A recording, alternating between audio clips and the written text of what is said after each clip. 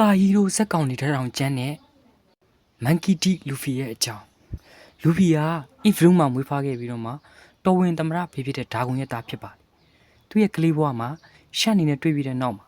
ပြည့်ရွက်ကင်းဖြစ်မယ်ဆိုတဲ့အိမ်မက်တစ်ခုကိုစတင်ခဲ့တာသူကတကိုယ်တည်းစွန့်စားထွက်လာပြီးတော့မှသူ့ရဲ့နောက်ကနက်ခမာတွေကိုပြန်လည်ဖွဲ့စည်းခဲ့တယ်လူဖီကဂုံမူနိုမီကိုစားသွားတာနဲ့တကဘာလုံးပျော်ရွှင်လာတယ်ဖြစ်လာတယ်သူ့ရဲ့ခန္ဓာကိုယ်က electric ဖြစ်ပြီးတော့မှ modern nika ကိုပိုင်ဆိုင်သူဖြစ်လာတယ်အဝက်နှင်းဖြစ်လာပြီးတဲ့နောက်မှာကိုင်တူကိုတော့မှထူဖြစ်သွားနိုင်တဲ့အထိစွမ်းအားရှိလာလူဖီကသူ့ရဲ့နကမာတွေကိုမင်းဖြစ်မယူရင်းနဲ့မိသားစုလိုရှိတယ်ဇိုရိုနာမီဆန်ဂျီယူဆောရိုနဲ့အတူတည်ငြိမ်တဲ့ရှင်းရှင်းမြတ်တာတခုလည်းရှိပါတယ်သူ့အတွက်တငယ်ချင်းတယောက်အတွက်အန်ဒီရဲ့ရောက်တာမျိုးကအရေးကြီးဆုံးဖြစ်ပါတယ် I will protect that with my life ဆိုတဲ့စိတ်နဲ့ဆောင်ရွက်တယ်သူ့ရဲ့နောက်ကွယ်မှာရင်ဆိုင်သူတွေရှိတယ်ဆိုရင်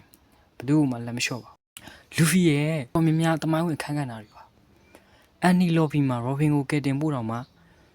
ကျွန်းဖြတ်ရှာတာမစ်ဖော့မှာအေကိုကယ်ဖို့တကဘာလုံးကိုရင်ဆိုင်ခဲ့တာနောက်ဆုံးတော့ဝက်နိုမှာအဝက်နှင်းဖြစ်လာပြီးတော့မှနီကာပေါ်ထွက်လာတဲ့အခန်းက 1P ရဲ့အမြင့်ဆုံးဖြော့ဖြေရေးအဆင့်လို့တောင်ပြောလို့ရပါတယ်သူ့ရဲ့စွန်စားခန်းဟာလမ်းကြောင်းတော့မသိတဲ့အရာတွေကိုခံယူနိုင်တဲ့အတွေ့ပညာနဲ့ပြည့်နေနေပါ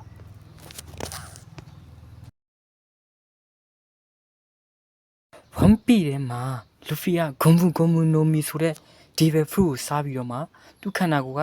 electric ဖြစ်သွားပါတယ် electric ဖြစ်တယ်ဆိုတာသူ့လက်နဲ့ရှည်တွေကိုလုံးဝအလျားလိုက်ဆွဲနိုင်တယ်ပန်းတစ်ချက်ကိုမိုင်နဲ့အလျားလိုက်ပစ်နိုင်ဒါကြောင့်သူ့ကို Rafaman လို့တော့ခေါ်ပါတယ်